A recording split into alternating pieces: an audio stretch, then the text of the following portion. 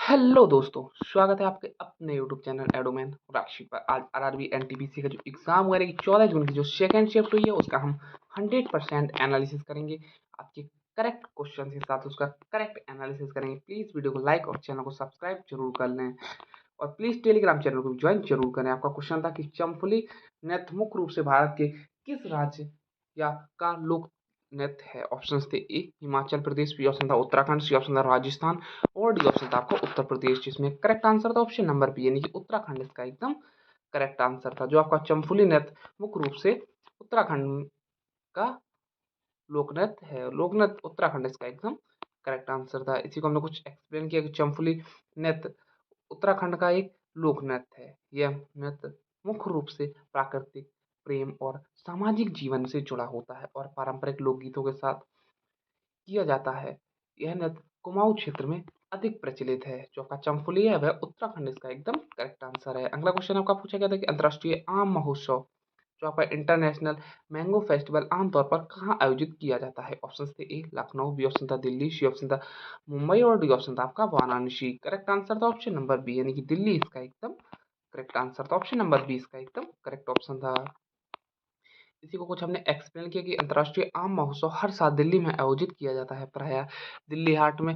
इसमें भारत और विदेशों की सैकड़ों आम की किस्में प्रदर्शित की जाती हैं और आम से जुड़े उत्पाद, प्रतियोगिताएं व सांस्कृतिक कार्यक्रम होते हैं। अगला क्वेश्चन आपका पूछा गया था किस चरण में कोशिका विभाजन के दौरान क्रोमोसोम सबसे अधिक स्पष्ट दिखाई देते हैं। ऑप्शन थे ए प्रोफेज, बी ऑप्शन था मेटाफेज, सी ऑप्शन था एनाफेज और डी ऑप्शन था आपका टेलोफेज, जिसमें आपका करेक्ट आंसर था ऑप्शन नंबर बी यानी कि मेटाफेज का एकदम करेक्ट आंसर था।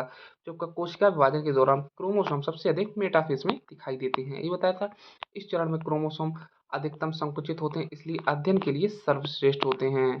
अगला क्वेश्चन आपका पूछा गया था यदि किसी उपग्रह की कक्षा की त्रिज्या दोगुनी कर दी जाए तो कक्षीय वेग क्या होगा। ऑप्शन थे ए दोगुना हो जाएगा, बी ऑप्शन था आपका आधा हो जाएगा, सी ऑप्शन था रूट दो गुना हो जाएगा और डी ऑप्शन था वन बाई रूट टू गुना हो जाएगा। करेक्ट आंसर था ऑप्शन नंबर डी यानी कि वन बाई टू रूट इसका एकदम करेक्ट आंसर था। ऑप्शन नंबर डी इसका एकदम करेक्ट आंसर था। ये बताया कक्षीय वेग जो v proportional to one upon root R होता है, त्रिज्या बढ़ने पर वेग घटता है।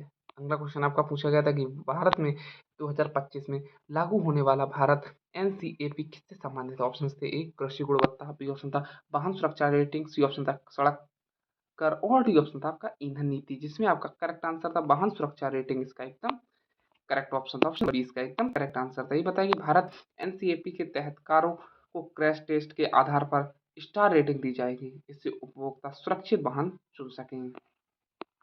अगला क्वेश्चन आपका पूछा गया था वर्ष 2025 में कुल कितने व्यक्तियों को भारत के दूसरे सर्वोच्च सम्मान पद्म विभूषण से सम्मानित किया गया। ऑप्शन दिए गए थे आपको ए 5 ऑप्शन, बी ऑप्शन था आपका 6, सी 7 और सी 8 और डी 7। करेक्ट आंसर था ऑप्शन नंबर डी यानी कि 7 इसका एकदम करेक्ट आंसर था। ऑप्शन नंबर डी इसका एकदम करेक्ट आंसर था। जो भारत के दूसरे सर्वोच्च सम्मान पद्म विभूषण से सम्मानित किया गया था 7 लोगों को।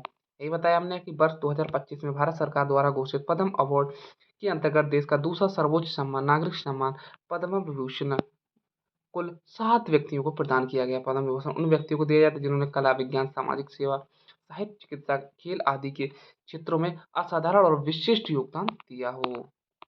अगला क्वेश्चन आपका पूछा गया था डिजिटल इंडिया एक्ट का मुख्य उद्देश्य क्या है। यह क्वेश्चन आपका पूछा गया था। ऑप्शन थे ए केवल सोशल मीडिया नियंत्रण करना, बी ऑप्शन था आईटी एक्ट 2000 को आधुनिक बनाना, सी ऑप्शन था केवल साइबर अपराध रोकना और डी ऑप्शन था केवल डेटा टैक्स लगाना।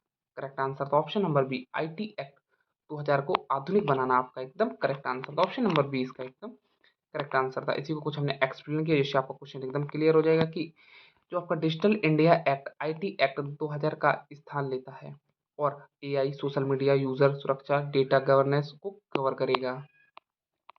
अगला क्वेश्चन था आपका जो रीजनिंग था कि A1, C4, F9 और J16 O25। अब आपको बताना था आगे क्या आएगा।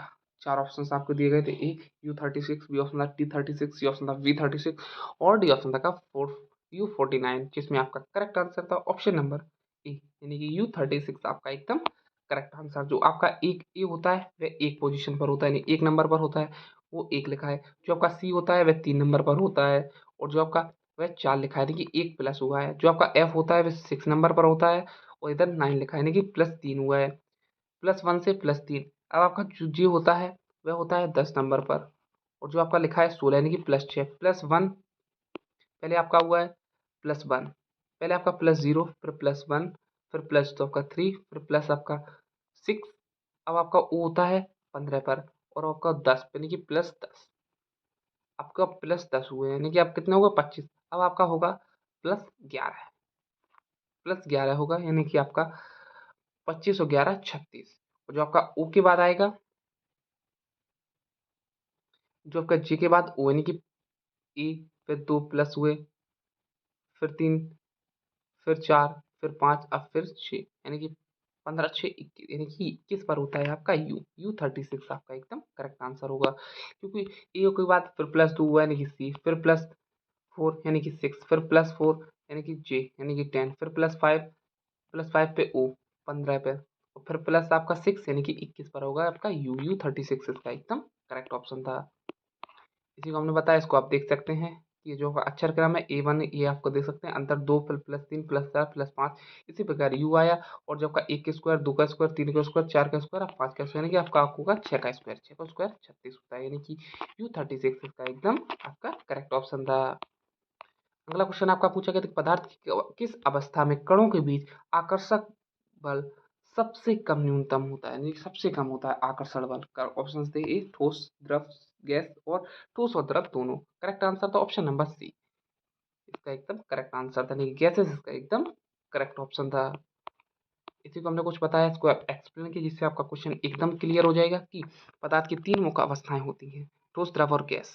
ठोस में कण बहुत पास पास होते हैं, इसलिए आकर्षण बल सबसे अधिक होता है। जो आपका द्रव होता है लिक्विड, वह कण थोड़े दूर होते हैं, आकर्षण बल मध्यम होता है। जो आपका गैस होता है वह कण बहुत दूर दूर होते हैं, स्वतंत्र रूप से गति करते हैं, इसलिए कणों के बीच आकर्षण बल सबसे कम यानी कि न्यूनतम होता है।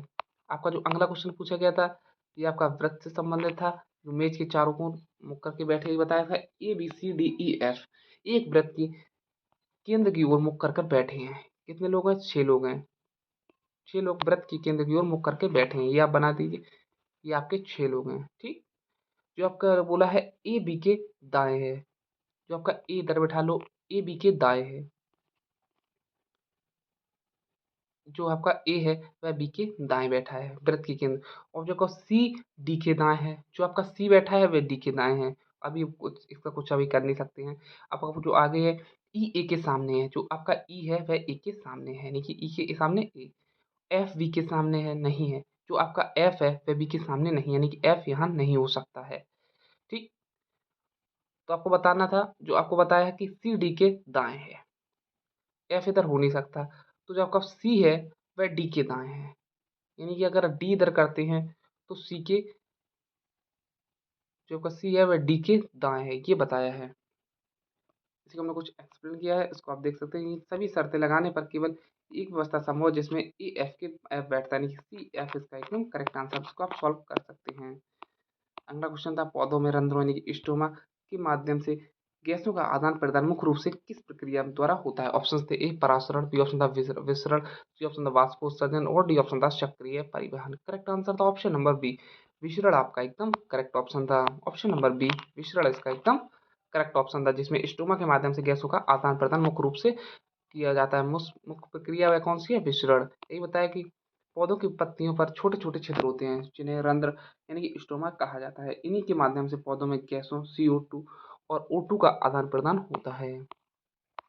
अगला क्वेश्चन था, 2025 को संयुक्त राष्ट्र के किस अंतर्राष्ट्रीय वर्ष यानी कि इंटरनेशनल ईयर के रूप में घोषित किया गया। ऑप्शन थे A international year of sustainable energy, B option था international year of robotics, C option था आपका international year of space science, और डी ऑप्शन था आपका international year of quantum science and technology. यही आपका एकदम करेक्ट ऑप्शन था, international year of quantum science and technology इसका एकदम करेक्ट आंसर, जिसे वर्ष 2025 को संयुक्त राष्ट्र ने इंटरनेशनल ईयर घोषित किया है, international year of quantum science and technology.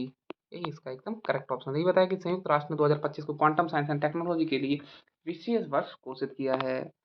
अगला क्वेश्चन था, मानव शरीर में भोजन का पाचन सब सर्वाधिक किस अंग में होता है। ऑप्शन थे ए अमाशय, बी ऑप्शन था आपका यकृत, सी बड़ी आंत, और डी ऑप्शन था छोटी आंत। करेक्ट आंसर था ऑप्शन नंबर डी, यानी कि छोटी आंत इसका एकदम करेक्ट आंसर था। मानव शरीर में जो भोजन का पाचन सबसे अधिक छोटी आंत में होता है, यानी कि छोटी आंत में पाचक रस मिलते हैं और अधिकांश पोषक तत्वों का अवशोषण होता है। लगभग आपके सारे क्वेश्चन कंप्लीट हो चुके हैं जो हमें मिले। जितने क्वेश्चंस मिले उसका हमने आपको 100% एनालिसिस किया है। प्लीज़ वीडियो को लाइक और चैनल को सब्सक्राइब जरूर कर लें। Thank you.